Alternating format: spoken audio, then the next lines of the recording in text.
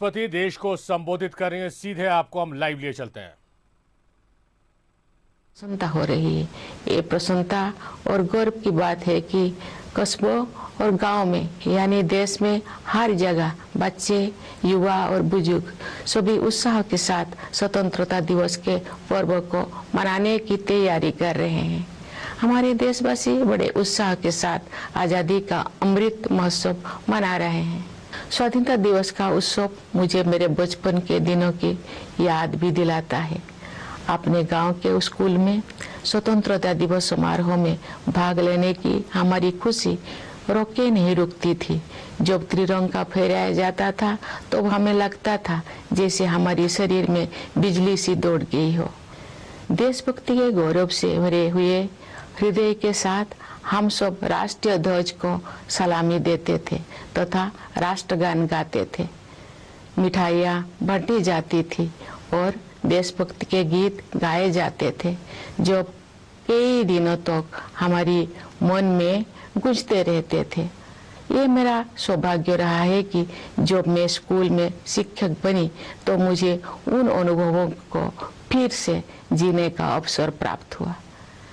जब हम बड़े होते हैं तो हम अपने खुशी को बच्चों की तरह व्यक्त नहीं कर पाते, लेकिन मुझे विश्वास है कि राष्ट्रीय पर्व से जुड़े देशभक्ति की गहरी भावना में तनिक भी कमी नहीं आती है।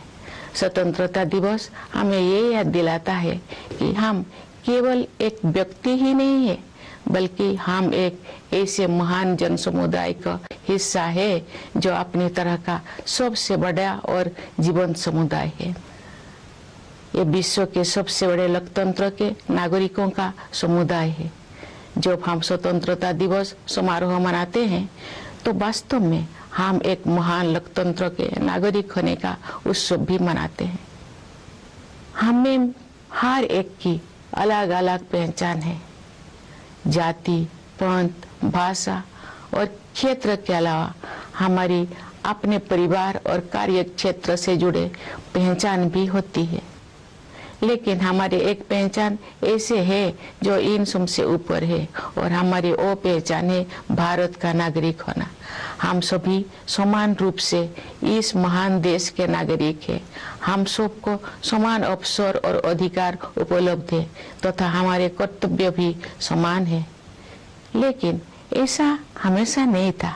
भारत लोकतंत्र की जननी है और प्राचीन काल में भी हमारे यहाँ जमीनी स्तर पर लोकतांत्रिक संस्थाएं विद्यमान थी, किंतु लंबे समय तक चले उपनिवेशिक शासन ने उन लोकतांत्रिक संस्थाओं को मिटा दिया था।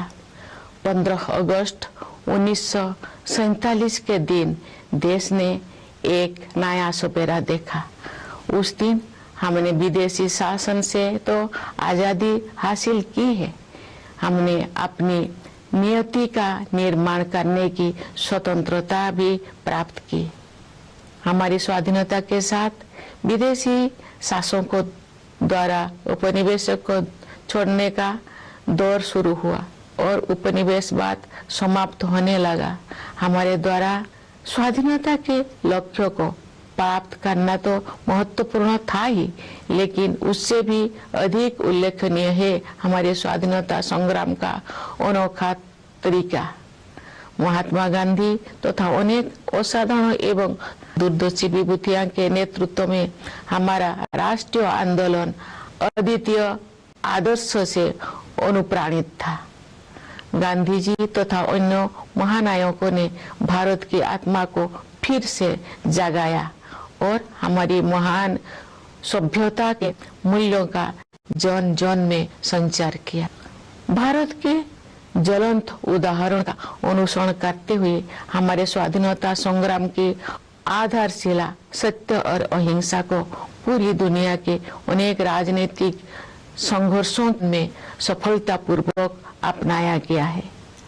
स्वतंत्रता दिवस की पूर्व संध्या पर मैं भारत के नागरिकों के साथ एकजुट होकर सभी ज्ञात और अज्ञात स्वतंत्रता सेनानियों को कृतज्ञता पूर्वक श्रद्धांजलि अर्पित करती हूँ। उनके असंख्य बलिदानों से भारत ने विश्व समुदाय में अपना स्वाभिमानपूर्ण स्थान फिर से प्राप्त किया। मातंगिनी हाजरा और कनकलता बरुआ जैसे वीरांगनाओं ने भारत माता के लिए अपने प्राण निछावर कर दिया। माँ कस्तूरबा राष्ट्रपिता महात्मा गांधी के साथ कदम से कदम मिलाकर सत्याग्रह के मार्ग पर चलती रही।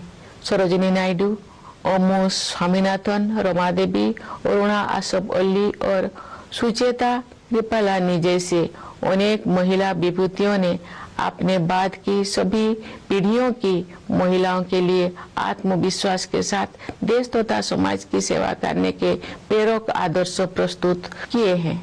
आज महिलाएं विकास और देश सेवा के हर क्षेत्र में बढ़ चढ़कर योगदान दे रही हैं तथा राष्ट्र का गौरव बढ़ा रहे हैं। आज हमारी महिलाओं ने ऐसे अनेक क्षेत्रों में अपना विशेष स्थान बना लिया है जिनमें कुछ दशकों को पहले उनकी भागीदारी की कल्पना भी नहीं की जा सकती थी। मुझे ये देखकर प्रसन्नता होती है कि हमारे देश में महिलाओं के आर्थिक सशक्तिकरण पर विशेष ध्यान दिया जा रहा है। आर्थिक सशक्तिकरण से परिवार और समाज में महिलाओं की स्थिति मजबूत होती है।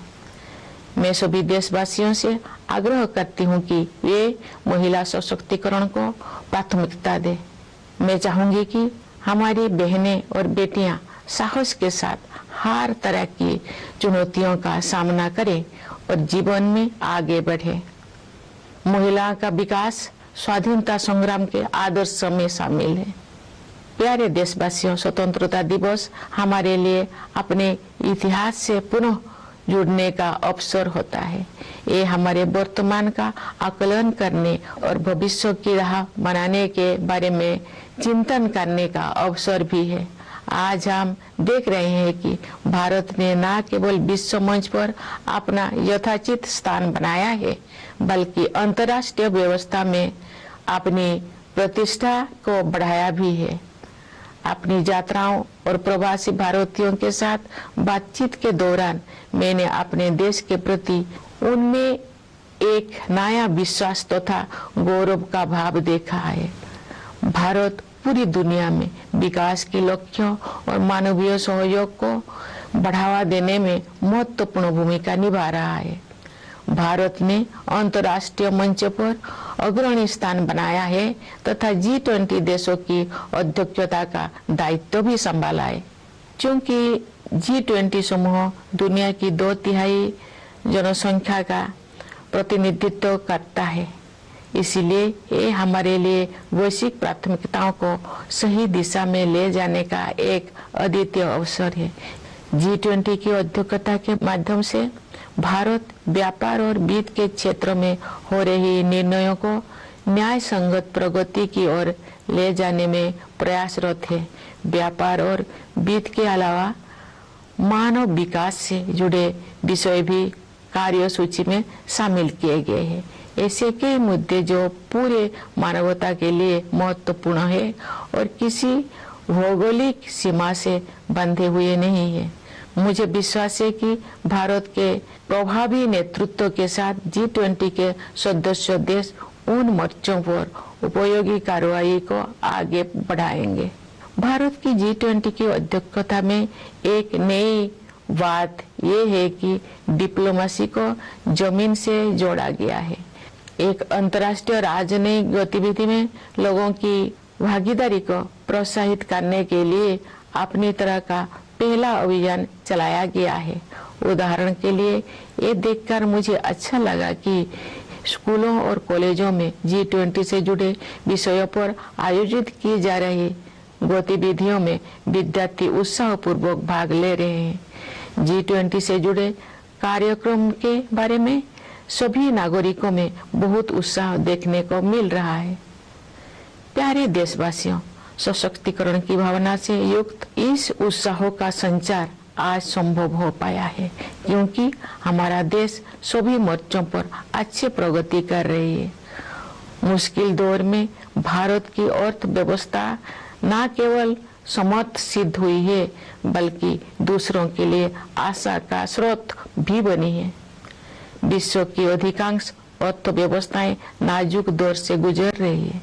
वैश्विक महामारी के कारण हुई आर्थिक संकट से विश्व समुदाय पूरी तरह बाहर नहीं आ पाया था कि अंतर्राष्ट्रीय पटल पर हो रही घटनाओं से अनिश्चितता का वातावरण और गंभीर हो गया है। फिर भी सरकार कठिन परिस्थितियों का अच्छी तरह सामना करने में सक्षम रही है। देश ने चुनौतियों को अवसरों में बदला है और प्रभावशाली जीडीपी ग्रोथ भी दर्ज की है।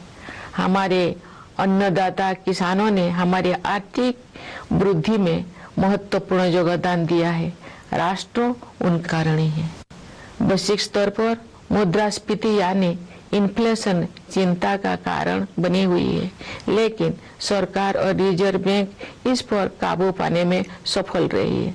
सरकार ने जनसामान्य पर मुद्रास्फीति का अधिक प्रभाव नहीं पड़ने दिया है और साथ ही गरीबों को व्यापक सुरक्षा कवच भी प्रदान किया है। वैश्विक आर्थिक विकास के लिए दुनिया की निगाहें आज भारत पर टिकी हुई है। आज भारत विश्व की 5वीं सबसे बड़ी अर्थव्यवस्था बन गया है।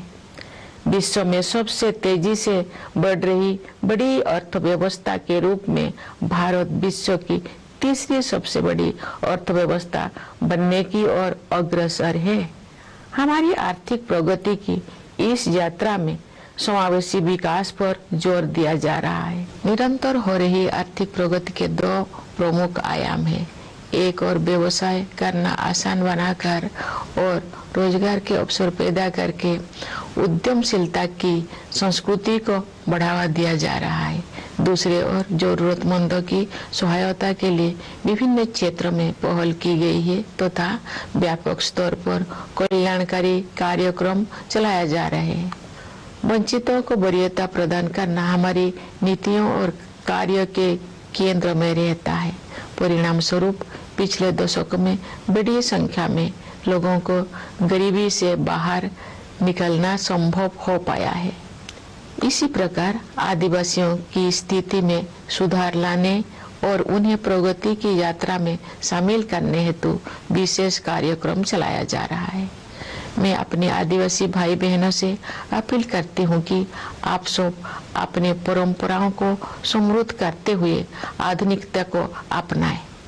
मुझे ये जानकर खुशी हुई है कि आर्थिक विकास के साथ साथ मानव विकास संबंधी सरकारों को भी उच्च प्राथमिकता दी जा रही है। मैं एक शिक्षक रही हूँ।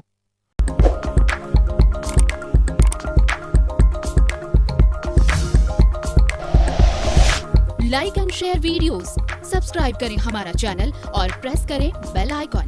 न्यूज़ 11 भारत, सच है तो दिखेगा।